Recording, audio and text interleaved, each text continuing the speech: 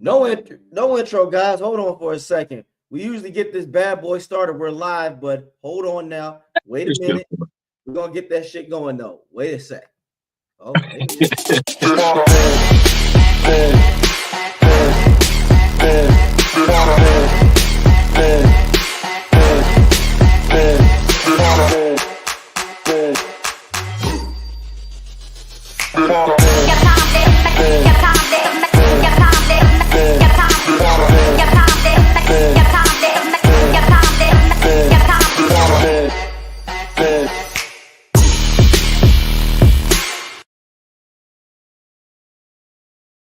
Happy Friday, Buck fans. What's up? Welcome to Bucs Report, the aftermath, 102.9 Game Broad Street South Radio. It's your boy AJ Turnip in the house. We got my man Coach Slick here, aka the British guy who's always fly. Look here, viewer discretion is advised. This will not be a cream cake ass show. This is where the Bucs, we talk Buck football, but we are fans of football first, then the Bucs. So if you want to get sensitive about the shit, I suggest you go somewhere else because this ain't the spot for you. Ain't the spot now.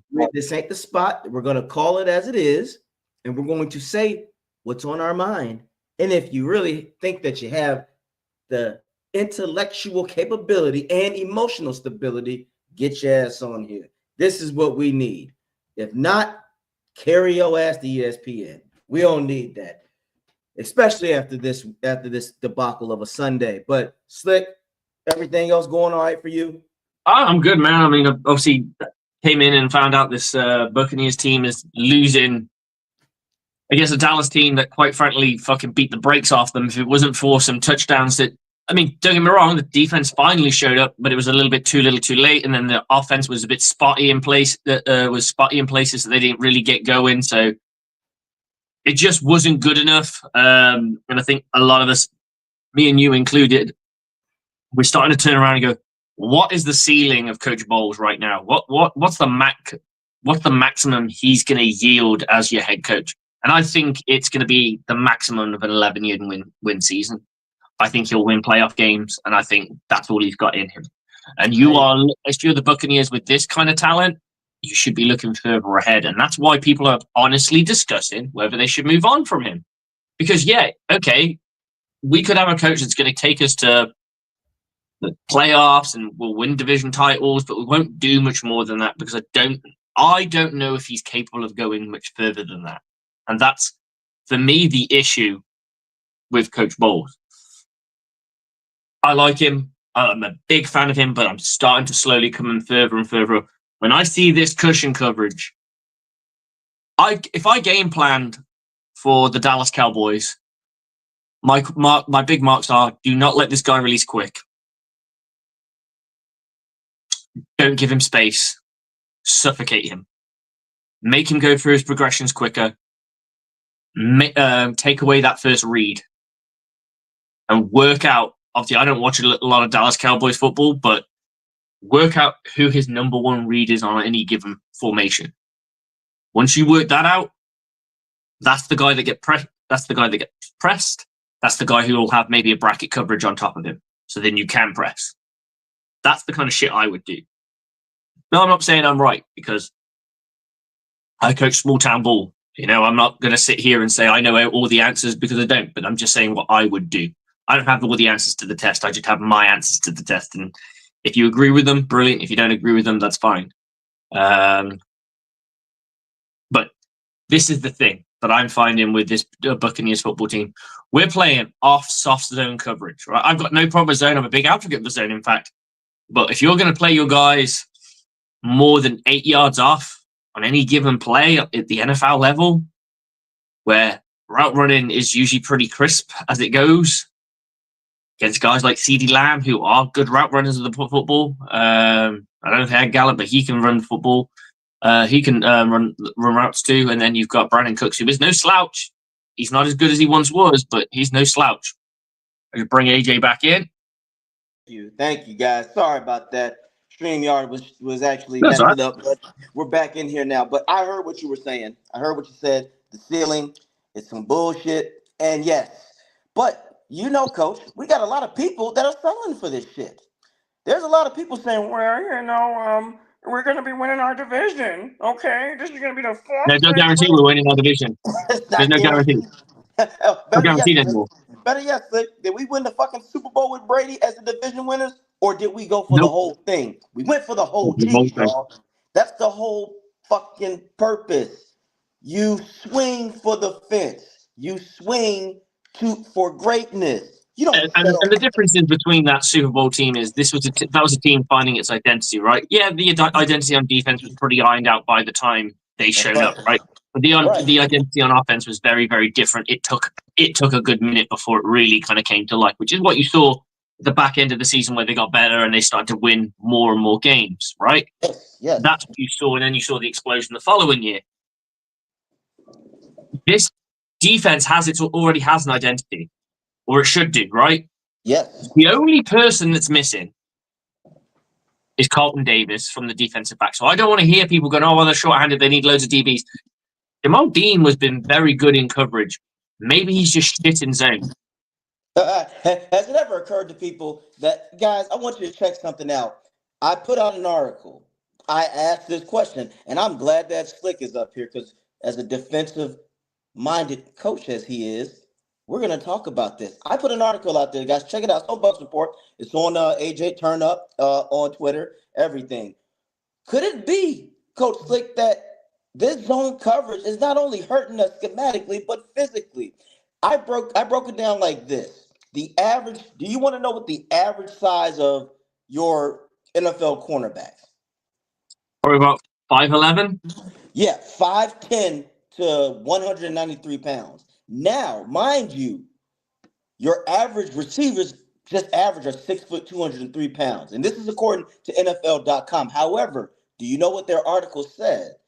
Guys with the size of Julio Jones, Metcalf, and Evans are becoming more common now. Yeah, absolutely. Even like you remember Justin Watson who used to play for us and he now plays for the Chiefs? Yes. He's built like Mike Evans. Everyone thought he was going to be like a gadget Mike Evans kind of player when we first got him. And he was all right when he finally got going, but this is what you're looking at. You're looking at guys who are bigger, faster, stronger. Every year you're going to get them because you got the genetic freaks of guys who can play almost tight end-esque play. That's right. And they're running at full speed. Do you guys realize out there, and people who never played the game, or just this isn't to knock you if you haven't. This doesn't mean that you have to play at the highest level. This is basic football shit. If you are a corner, guys, and you're like 5'11", 190 something pounds, and you're running up against, and mind you, you have 10 extra yards of space trying to tackle a 6'3", 235-pound wide receiver. Now, before you even get to the tackling, you got to understand and look at if there's going to be a lineman coming out for the block or a tight end. So you got to get past those guys first, and then you have to make that open field tackle. Do you understand, people out there, you are asking a lot of a corner to do that. And that could be why hamstring issues with Izzy and other players are getting hurt, or knees or concussions. Can you imagine that, like, trying to run at full speed at these guys? Downhill, you got to come downhill because this guy's caught the ball. You got a guy, right? So you're stood. That's right. Let's paint it for the viewers at home. You are stood 8 to 10 yards off the guy in front of you. So you got CeeDee Lamb in front of you. CeeDee Lamb plays a hitch, runs a hitch in front of you. By the time you realize it's a hitch, that ball's coming because that's how a hitch works. As soon as that back foot turns, as he's about to turn, that ball is thrown straight away. It's very, very quick, and I'm not saying it's undefendable, but if you're sat at 10 yards, 8 yards, you ain't coming down on that because you've got to read it, then react. So you're probably, the moment the ball is thrown and you're reacting, you're probably 8 yards off. By the time the ball's in his hands, you're probably 6 yards off. He's at 5. All he has to do is duck or get low and turn. You're in no man's land because you've got to come down hard and fast. And the problem with coming down hard and fast is you don't have any control in steps. People don't realize this. When you go for a tackle, that's why you see a lot of big hitting tackles miss. The reason is if they connect, they are fucking thunderous. The issue is because they're going so full steam. If this person moves left to the left or to the right, They can't adjust because they are in full speed. Try turning left. I want you, trust me, go for a run your hardest, and then just try and make one step to the left and see how much you'll overshoot it. Because you will. It's natural. So what a lot of players do is they come to what's called gathering steps, where they slow down the pace to have these shorter, choppier steps, so they have more control over their body. Because if you have choppy steps, you can move in either direction easier.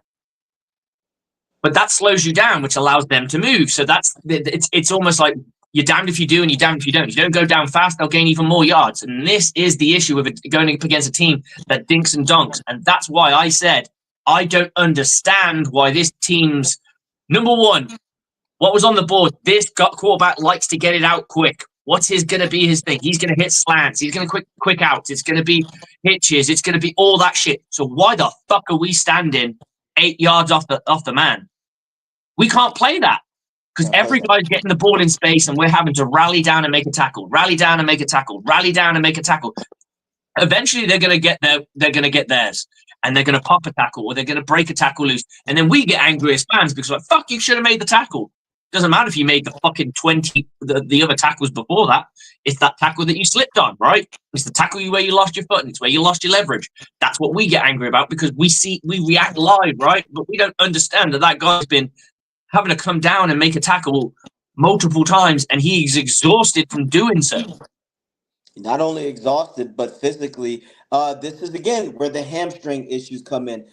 Anybody, if you ever ran hard, have you ever tried to run those sprints when 4 to 5 times? Eventually, your body is going to wear down. That's why hamstring issues happen. What do you think Mike Evans has for hamstring issues?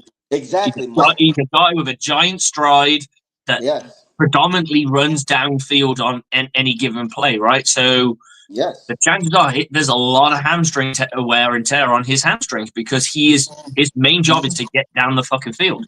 Yes, and a lot of people are not looking into that. That's why when people ask me, well, AJ, what's the difference between man and the pressing? I said, because essentially that is more of a strength and conditioning situation. You are also, yes, you're exerting a lot of force, but you're also least likely to injure your hammies or anything because you are much closer and you can make close contact tackling. Remember, guys, tackling is fundamental 101. It's not always about blowing the person up. Levante David makes a living off of stripping and fundamental tackling. He doesn't have to blow you up all the time. Get the guy on the fucking ground. I don't give a fuck if you blow him into oblivion because we know how much the pads that they wear. They're not everyone's going to knock the fucking wind out of them. Most of them will just get popped straight back. How many times you seen a running back get popped and it looks like an absolute monster of a hit? The guy literally just jumps back to his feet and cracks on, you know? That's right. And I looked into it like this. You're asking a lot also with these DBs. Do you realize this, Slick? None of our safeties are over 6 foot. Antoine Winfield's 5'9", Mike Edwards 5'10", Whitehead 5'10", Izzian, I think he's 5'11". So you're asking a lot of these guys, and none of them are over 220. So you're asking these guys to go out there also to put their bodies on the line over and over. That's why. Now, people thought it was absurd, but I said, actually, if you understand the game of football and understand what I just said, guys, I'm going to tell you this 101. Open field tackles are not as simple as you think, and especially the further space you give them, you're giving someone else more momentum. As Slick said, it's a downhill process. Why do you think Chris Godwin gets the yards he gets? Because 9 times out of 10, why do you think screens work? Screens work because a guy gets the ball in space, because the ball is thrown behind the line of scrimmage and he has blockers in front of him. That's prominently how it works, right? So you have all this space and you have guys to try and protect you. This is the same with kickoffs and stuff like that. You're asking a guy, and like you said, in zone coverage, you're protecting an area, which is why I don't play pure zone. I play what I call man and less, which is slightly different. But we'll come to that another time. When you're in zone coverage, you're protecting an area of the field, so to speak. So you're not always like linking up with a guy. You're looking for work, so to speak. And when you find that work, then you're basically playing man. Once you find the work that's coming your way, then it ends up becoming man coverage. But you've got to find that man first. But if you're playing way off, that person only needs to fall over in 5 yards is going to get 6 to 7. That's You right. do that twice, guess what? It's fucking first down. It's first down. And think of the mental barriers you got to go through. It's first down. It's first down. It's first down. It's first down. It's first down. It's first down. It's touchdown. It's first down. And that in itself is demoralizing. Losing first down is a kick in the dick. But if you're constantly losing and you're giving up the score, don't get me wrong. Don't get it twisted. It has worked for Bowles in the past where he's giving it all the way up and they get into either just outside the field goal range or they kick a field goal, right? And it's like, yeah, that was worth it. It was worth to do what you just did. But the issue is we're not stopping people in the red zone. We used to be a really good red zone defense because we tightened up in the red zone. And it doesn't feel like we're tightening up in the red zone. It feels like what we're playing in the middle of the field is exactly the same what we're playing in the red zone because it doesn't seem to make a difference. That's right. We're playing to not give up the big plays, but he doesn't realize the little plays are creating the big plays, are creating points. For sure. And what pisses me off is a lot of fans out there are using the injury bug as an excuse, and we're saying no.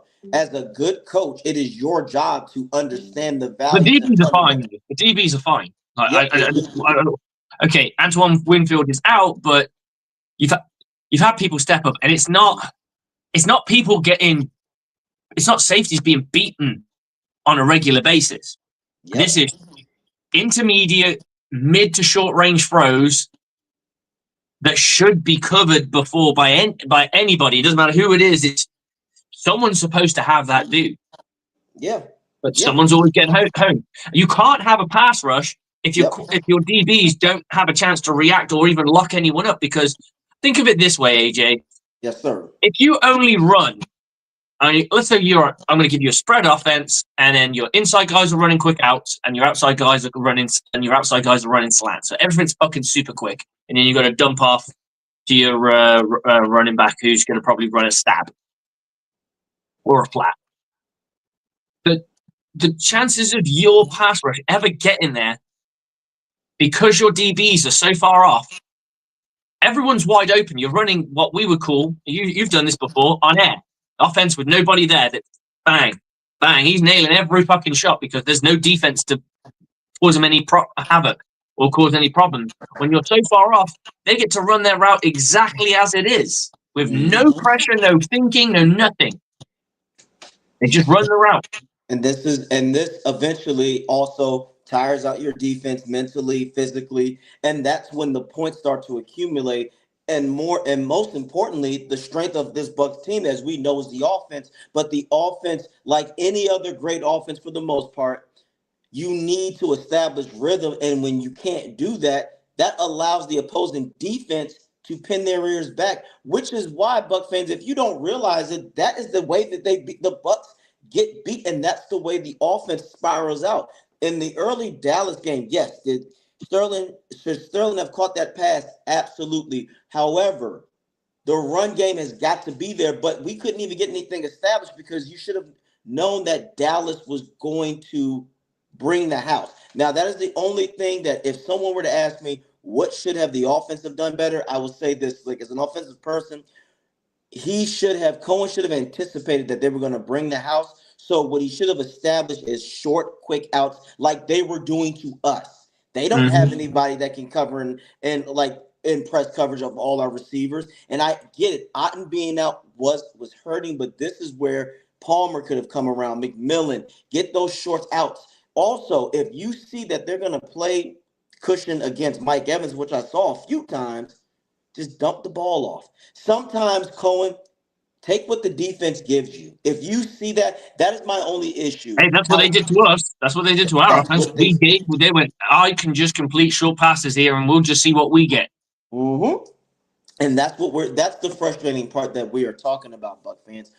This is a history for all you bowl glazers and guzzlers out there. I'm not going to give you any emotional response. I'm giving you the facts. Here's the fact. Combined seasons, not the end of this season, but Bowles' first season, 8-9. Second season, 9-8.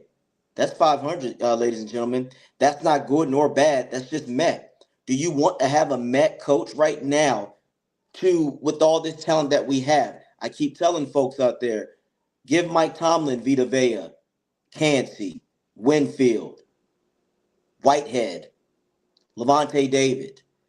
Trust me, you have more than enough.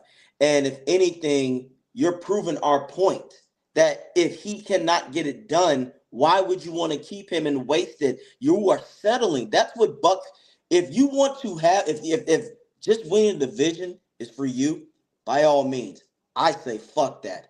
I'm not here to win no fucking division. I'm here to win championships, get to the playoffs. Now, we're not saying that the Bucs need to win a Super Bowl every year, but you have the talent. We need to see progression. Again, Buck fans, your coach, your beloved Coach Bowles, the Buccaneers are no longer in control of their destiny. Right now, we should be thinking about just blowing out the Panthers. They can give us the struggle, and even if we win, we put up 100. Let's say if we put up 100 points to 0, Slick. If the Falcons beat the Commanders, for the most part, we're screwed. This is what you Buck fans, you Bulls fans want. You want to always be in control. Do you not want to be in control of your destiny? Remember, we can't continue to start off hot for 3 games and then we go to shit in the middle of the season. It comes back and catches up and bites you in the ass. Guys, the only reason it worked last year is because the division was worse. Obviously, this year, You this got is not legit. the You case. got somebody in front of you. You can't even tie with them because you know Yeah, you can't exactly. even So tie with them. You have to do better than because right now we're tied, right? And we're they're in the tied, tiebreak. but they have the tiebreaker. And more than that, let's say worst case scenario, the Falcons do win. Now you got to hope that the Commanders lose against the Cowboys. They lose against the Cowboys, we're in because we have the tiebreaker over them if we win out. But even with that, it's a lot of factors that is not in your control, and that's not what good coaches do. Great coaches find a way. For people out there saying, "Well, look at what he did against the Chiefs." Let me tell you something, guys. That was 2021. It's about to be 2025. This is a "what have you done for me lately" business. And for all you Bowls people out there saying he would do good elsewhere, if that's the case, Dave Canal's got an offer. Liam Cohen is getting offers. Where the fuck was Todd Bowles' offer when he won the Super Bowl? You want to know why? Because people know at the end of the day, it was the entire team, but it was the mindset of Bruce Arians, no risk it, no biscuit. Bowles, you Bowles people got to realize out there, this is an era where the offense has to be aggressive. You're not even just offense, but defense. We can't live back in the 90s and early 2000s where you could run and have a good defense. Those fucking days are gone. Defense do win championships, but I'm going to tell you this. Offense is what gets you in the playoffs. Offense is what's going to get you in the dance. And the Bucs have the keys. We have the potential. We can do it. We can do it. Because, Slick, I'm here to tell you, you got a lot of Eagles fans out there really hype on this Saquon shit. I'm going to let Slick tell you guys because he says it over and over. Can you please remind people about this? Because I don't like to be that asshole, but I need you to do it because you Okay, know what they I'll say. be that asshole. Yes, Right. please do. It used to be in the olden days that you could take your amazing running back and chuck him into the playoffs with your good defense, your running back, and you can win games. And you still can. You can win games, but you won't go far. Look at the Ravens. The Ravens have been not this year. This year they've been better. This year they've been very good with the pass game too. But when they've been run off orientated like they had been in the past, it comes undone because all you need to do is play good run defense. I'm going to force you to pass against me. And if you ain't got a good enough pass offense, you're going to lose. It's that simple. I think in this day and age, passing is king, but it's almost like a Batman and Robin situation. Batman is the passing attack. Robin, you need a Robin because sometimes you come unstuck and the Joker's got you cornered. You need your Robin. Robin will bail you out. Robin will keep things good. Robin will pass you your gadgets and give you all you ever need to do. That's why you need a Robin. But if you're Robin's shit and you don't know where the gadgets are and you don't know where he's been and you don't know who the fucking Joker is or he's too busy checking out Skirt, it's a wrap. Why do you think the Buccaneers haven't done as much in the playoffs in later years? We never had the greatest run game in the world, but we had an efficient run game when we won the Super Bowl. It was efficient when it needed to be. Now we've got what's considered a top-tier run game, and the passing game is not far off. If we don't have the injuries that we have currently, argument can be made to be one of the best because it's not far off. It is not far off. And that is a good Batman and Robin because that is almost like, remember when they used to say about the defense, pick your poison? Yes. When we had the Shaq Barrett and everyone, just pick your poison because we're either going to pick the ball off or we're going to sack your ass and you're going to fumble it. You're not going to be able to run against us. If you hold on to the ball, we're going to sack it. We're going to sack you or knock that ball out. If you run it, we're going to plug you up or rip that ball out. And if you pass it, we're coming away with it. That's the same thing with the offense now. It's like, okay, you stop our run game. We'll pass it. Because we are capable with Baker Mayfield to run the ball. And not only that, he has the creativity and I give him the nuts to go and get first downs on his own if he has to. Now, he's not a run-first guy. He only does it when he has to. Mm-hmm. That's what I like about him. He doesn't. It's not his first thing. He is looking to pass that ball first. And that is a beautiful thing because a lot of college quarterbacks, because they're all kind of dual threat-esque, because they're young, they're fast, they don't they're able to make plays off their legs, and they end up living off that. And then they live off it, and they live off it, and they never develop as a passer. No, or they develop as a passer slowly. Look at Lamar Jackson. Relied on the run game, got better and better in the passing game. And that's a big thing for him. Like right now, he's clearly the MVP. But I can guarantee you now, if someone said to me who will be in the AFC Championship game, I'll say Chiefs and Bills. And there you go, guys. You see, you cannot simply just rely on one simple thing, especially the run game. That's the first thing one-on-one any good defense takes away. And what do the playoffs usually have in them? Good run defenses. Exactly. So that's all we are trying to say, guys. The Bucs have the tools and potential to get there. You just have to finish and take care of business. That's why we are frustrated. It's not to say that we just think, first of all, for people out there, Bowles doesn't suck. We fucking get that. But what we're he is a very capable coach. That's but right. We're looking at it from a different perspective, guys. We're looking at it going, I see Coach Bowles, the maximum I believe he can take this team to is 11 wins. Same here. And that is also, that's realistically if Cohen is in charge of the offense, if he comes back. It's too many times that we see that in certain situations that Bowles just doesn't have what it takes to be aggressive. Now, people will say, well, he does this here. He does, but it's not consistent. All great coaches, they are consistent. We knew Bruce Arians, no risk it, no biscuit. He was consistently aggressive. Bowles will be aggressive one moment, but then the next, he'll just shut down. Yes, too passive. You have to find a balance. And we're not going to just rely, oh, guys, look here. So, when we get more money, fuck that. It's not always guaranteed. You do realize other organizations have money too, and they can pick up this person. So do not set your sights on the money. Work on the now. Because one, if you finish strong and you have the morale and keep shit going, that will also draw other people to say, okay, they fail at this point. I just need to come in here and make it happen. But if you just call it a day and just go, well, we're just going to wait until next season. Who the fuck wants to come there for that? Oh, okay. So when the tough gets going, you guys are going to just bail out. We can't have that. Just like this game coming up against the Panthers. This is really Bowles. I'm calling you out. Your job is on the line. Your reputation is on the line right now. Your legacy will be on the line because now he didn't have an offense. Yes. So now you need the ball the fuck out. At this point, if you know that this cushion coverage is not what it is, why not be aggressive? Because at this point, even Slick, I said this, for Bucs fans, he put himself in a damned if you do, damned if you don't situation. And it's only if the Falcons win. But put it this way, Slick, I said this before, guys. Let's say if he decides, well, you know what? I really don't have much to lose, so I know AJ Turner's punk ass keeps talking about this man coverage, so I'm just gonna say fuck it. Go balls to the wall. Zion, Dean, I need you to do man coverage 50% of the time, and then when I ask for zone, I just want 5 yards off the ball. And let's say the Bucs win 45-10. Now, here's what's gonna happen. The Glazers are gonna look at that. They're gonna bring him to the office. Come here, coach. How you doing, Bowles? Good win. Thank you, guys.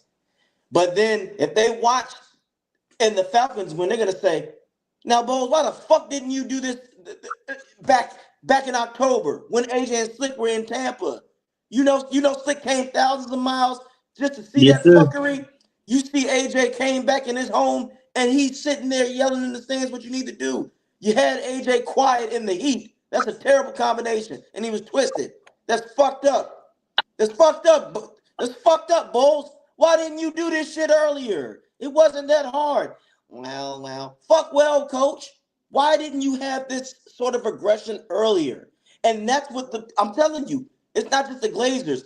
Other organizations will look at that. Like they're going to look at, well, if you had this potential to do this earlier, why did you wait for so long? That shows me that you're hesitant.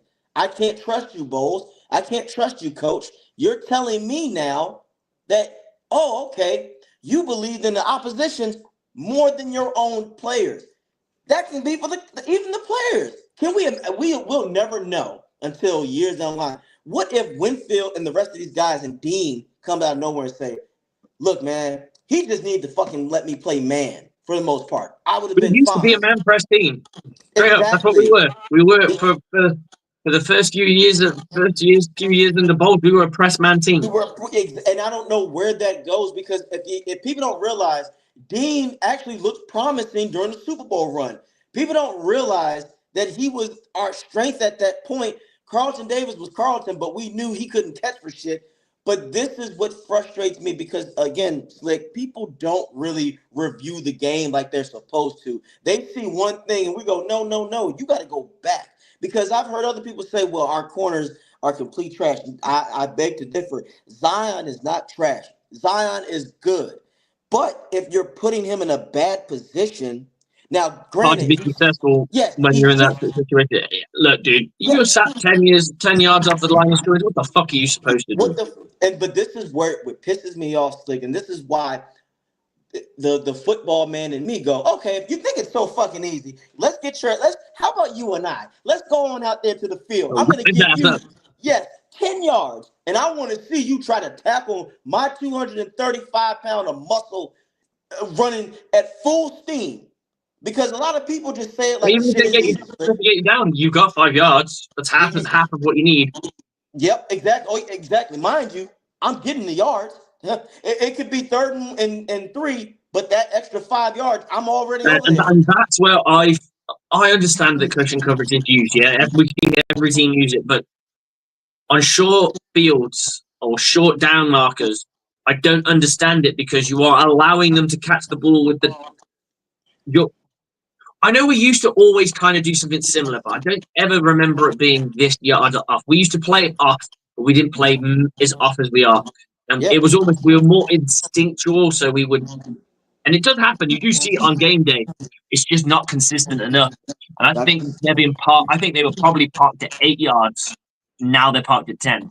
Facts. And I know, dude, you're gonna come in here and join us. Go ahead and make your presence known. We just had to get that off our chest because what we are aware, Bucs fans, of we know what we're talking about. Again, earlier, Bowles had an article about the cushion coverage. So it's not just me and Slick saying it, but I'm gonna say this: we don't need a fucking blue check mark to validate what we're saying. I don't Nope. give a fuck.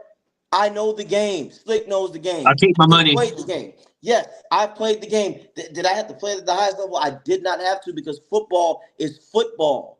But what you cannot do is simply just get in your feelings and get upset just because you don't want to hear that. We're backing it up with facts. We're backing it up with what we see in other teams. Because somebody else tried to say, well, AJ, because I said Dan Campbell, he's aggressive. Well, AJ, that's not fair. Detroit's offense is far better. Far better? I don't think so. Mike Evans, Chris Godwin at full strength. Amon St. Brown and them, they ain't there yet. Are they a good squad? Yes. Sam Laporta, is he good? Yes. Not great. If you want to talk about this Bucs backfield, we have 3 solid backs. They have 2. Oh, mind you, Montgomery's done. So repeat that again. I'm sorry. Like Detroit is. Look, trust me. This Bucs team is a lot better than what's being coached, and that's where I sit. That's my personal opinion. If anybody else wants to beg up, they beg to differ. Please challenge me, but give me the real facts because I'm sick of people talking about what Bowles did in 2021. You said it, Slick. That was 2021. And I always say the NFL is a what have you done for me lately business. Absolutely. Guys, we fucking fired Dungy. We fired Gruden. Those are 2 foundational people that helped this franchise. They don't give a shit about that. It's a what have you done? And when you have the talent, do you guys, Buck fans, do you want to end up like the fucking 49ers? I'm telling you, mark my words, the 49ers, they're through now. They have way too much people that got to pay. Purdy's going to he want his money. It's a shit show. You don't want to waste your talent. That's one of the worst things, Slick, I've ever seen is wasting a talented roster over bullshit. I mean, Buck this team, fans that team's been to what, 3 Super Bowls and haven't converted one. and haven't converted one. In a way, they're knocking on the 90s Bills territory. 4 straight Super Bowl appearances and walked away with 0. And ain't been right since. That shit leaves a stain on your franchise. So this is what we are all about. We just want to see this team. So this Sunday, 1:00. Thank God. I think the Bucs, when their percentages, when they play at 1, I feel like it's a 75% chance of winning. 4:00 is 50-50. Anything after 6, I'm gonna say it's 30%. But they come in this game, Slick. You should already know. First order of business, defense. Stop Hubbard. That's it. Play tight coverage on Bryce Young. Christopher Cole has already told you guys statistically the last time Bryce played zone, he had 250-something yards. When he played man, it was only 53. Bowles, have common sense. There's no reason to hold back anymore. Your pride is going to make you walk this fucking plank if you continue this lunacy. Please. And there's different ways to play zone. There's different ways to play man. There's different ways to do it. So mix it. You can mix that shit up. You don't. No one's saying AJ's not sat here saying you can't play any zone. You should only play press man. He's saying I want to see a little bit more press man. I want to see a bit more man coverage and zone coverage when it's needed, when the situation dictates it. Yes, exactly. Just be situational. As I put it in my article, Slick, I said, if a guy in a Bucs bar, if a man who's living at home with his mama, I don't care if it's just a random guy with one eye with a patch over his head. If we can see your defense and we know what it is, that means your opponent, the professional guys, Definitely fucking knows. they fucking know. So again, Bowles, my guy, please, we want to see not only that, we want this team to come out with fucking urgency. Urgency, because we didn't see that against the Cowboys. Open and drive, you allowed them to march down the field. Put it this way. When J.J. Russell dropped that interception, you know what I would have done, Slick, if I was coach? Hey, JJ, let me holler at you right quick. All right. So, you know how you do normal practices with the guys? Yeah, fuck all that. This is what we're going to do today, sir. You're going to catch the ball 500 times. That's right. 500 times. And if I hear that you drop 10 of them, you're going to be giving me 20 laps. That's right. You're going to be 500. That's what I would do because it's inexcusable to drop that kind of pass. It wasn't a zinger. It was an absolute mailed to him. It was mailed to him, but in my opinion, that's where I'm going to say, as a coach, I guarantee you Aaron's would have been like, get your ass over here. He'd have been like, what you doing? You got to look, Bowles, as a coach, you've got to help these guys get better. Now, that's not Bowles' fault, but my point is that you're coaching. I guarantee you this. This is my opinion. If Arians was the head coach, I guarantee you J.J. Russell wouldn't fuck that up again. Next game, he'll be catching interceptions. We have to be aggressive. Do you know how many times we were aggressive and we did shit with Arians? I remember the first time we played the Chiefs, it was 4th and 3. Someone like Bowles would have called something short and simple.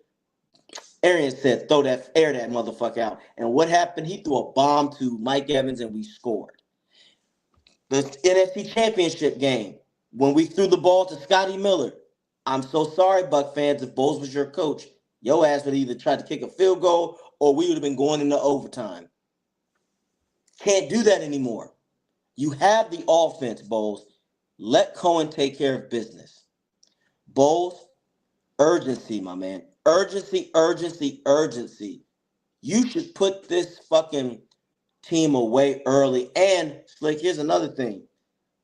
This is the game where Mike Evans should go off and get that 1,000 yards and call it a fucking day. We don't want him to have to wait for New Orleans. We want him to get that 1,000 yards Sunday. Damn it. I love that. Cohen, find a way.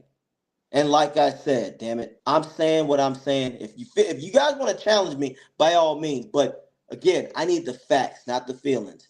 I don't know these damn coaches. So I don't really think I'm hurting their feelings. And they don't know me. So for people out there, they don't know you either. So you defending them don't mean shit. If you are a fan of the game of football, you want excellence. We want effort. This is what Bowles and this team said, that we are at that level. Remember, we're not rebuilding. He said we are reloading, resetting. So at this point, the standard is not just the division anymore, guys. This ain't 2016. In my opinion, Super Bowl or bust, right? That's what he said.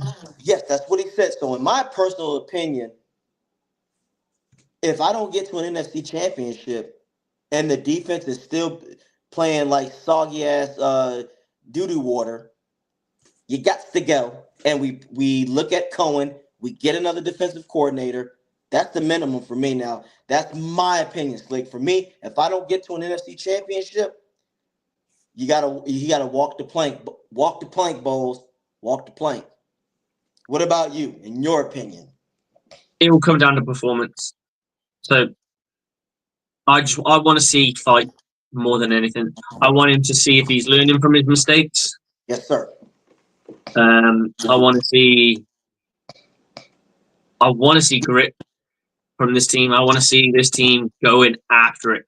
If we lose in a game that you can't fault the defense, you can't really fault the offense, I can take that, and then the better team won by a long range field goal or something like that. I can live with that. But I need to be competitive. I need us to be knocking on that, but trying to kick down that door. If we get blown out, there's a serious conversation that's got to be had. Serious conversation that's got to be had.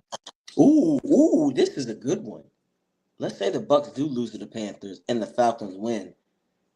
If I am the Glazers, in your opinion, do you start to get the search already? You fire Bowles and then just see what Cohen would do with just that one game? I know, but at this point, you get rid of him because it's not in the realm of impossibility, because it would allow you to have a look at Cohen as a head coach. However, you can't really judge him too much because it is literally coming off a loss, and it is coming off where the season's done. So he's kind of rallying the troops to a degree. Yeah, if they pull it off, everyone's happy. If he doesn't, you can't really hold it against him. But you could see his decision making. Would get a feel for that.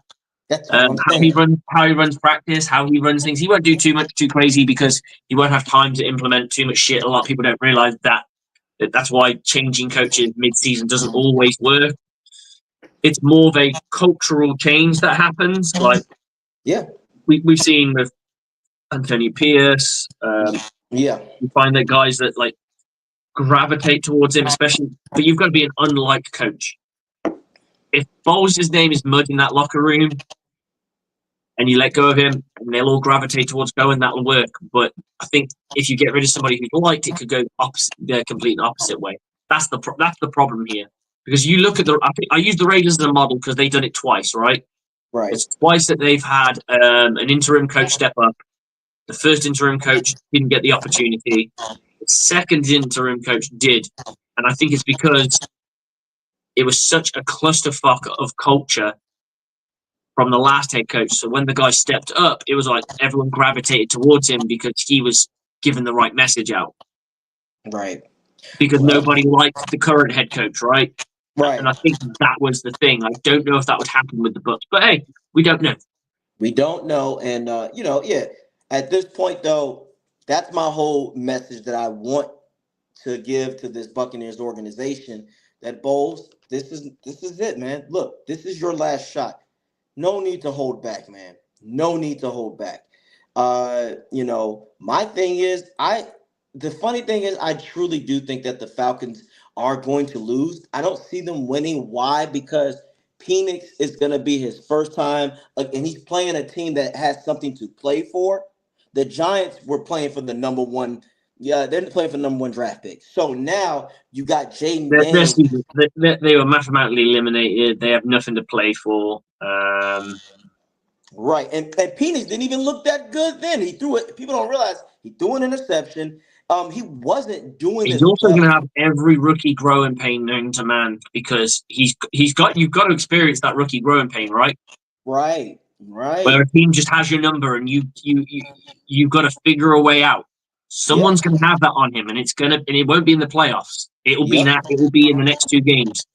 I wouldn't be surprised. It doesn't matter who they play against, even if it's on the last day. There's going to be there's going to be a pass rush. If he goes up against a good defense, he might struggle because that's the thing that's going to pose him the problems. Disguised blitzes, all those kinds of things are really consistent pressure. His linemen not doing their job or struggling to do their job. That's the kind of stuff that's going to unnerve him, unset him. Disguised coverages. He ends up throwing into accidental double covered guys and things like that he's not realized. Those are the kind of things, the rookie growing pains that he has to go through. He's just going through them at the tail end of the season rather than opposed to the beginning of the season. Where we all see rookie quarterbacks tend to get better as the season goes on because they're getting acclimatized to the game. Not always. Sometimes it takes them a whole season, 2 seasons, 3 seasons, or not at all. Yep. But he is definitely going to go through some rookie growing pains for sure.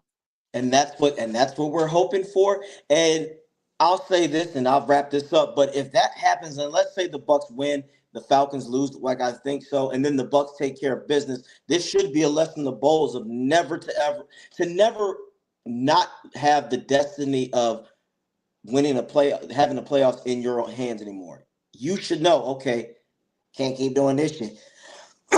Just can't keep doing that shit. So for this Bucs team, if this works out the way it does and we get into the playoffs, I will be thankful. But again, I'm still gonna put it this way, until I see us get to a NFC title, I'm still going to be on Bowles' ass. Why, Slick? Because we know what the offense is capable of. We see what they're doing, but we don't know what your defense is gonna be like.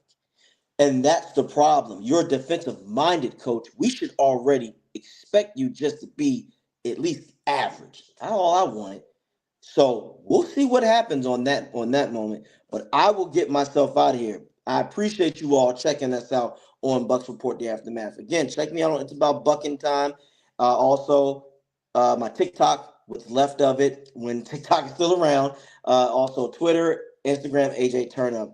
Always good to see you, Slick. I will be in touch, and go Bucs, man. Let's just get this win, and then Get this done. Go Commanders. Yeah. Guys, that's the end of the show. Thank you for persevering with us and going through this difficult time as a Buccaneers fan where we have to try and right the ship, get back on track, and hope that the Falcons will falcon and fuck it up. We'll falcon it up. But in the meantime, the Buccaneers still have to win out. And I will say this. The Panthers aren't that easy to beat. We struggled with them before. I believe this game will either be a dogfight and we'll come away with it, or we should be tearing them to pieces.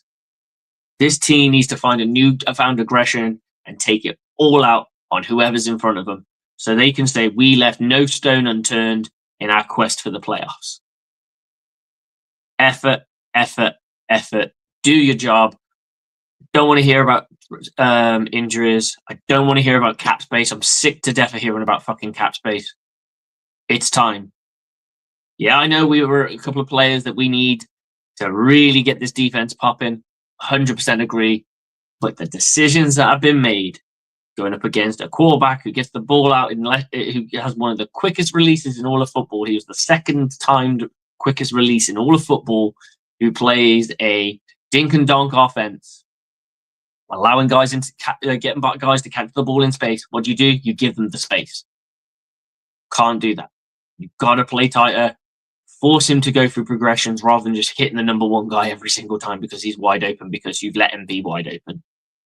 We need to tighten up. If you don't have faith in them, then I don't think, me personally, if I see that they're getting beaten like a drum in man coverage or closer to the man, closer to their guy in alignment, and we're getting beaten like a drum, I can sit there and go, that's why he's been doing cushion coverage. But I'm not seeing that. What I'm seeing is allowing guys to catch the ball in space and having a rally down and make tackles. That's what this team's been doing most of the season long. We need to stop playing down to our competition and playing up to our competition when it suits us. We should be respecting everyone the same or disrespecting everyone the same so we can kick their ass. Right now, when we're up against a team that we respect, we play higher, we push the limit, and we've come away with wins. Not always. Sometimes we play against a team that we don't think is very good, and we allow them into the game, and we allow them to hang around with us when we really should just put them out of their misery and send their ass to Cancun. Buccaneer fans, make no mistake, it's do or die. The playoffs are already started for us, and there's a chance that we'd still be eliminated even if we went out. It's not the best place to be, but this Buccaneer team has it in them to go out and grab a couple of wins, grab the last 2 wins of the season, regroup, and see if we can start doing some damage in the playoffs.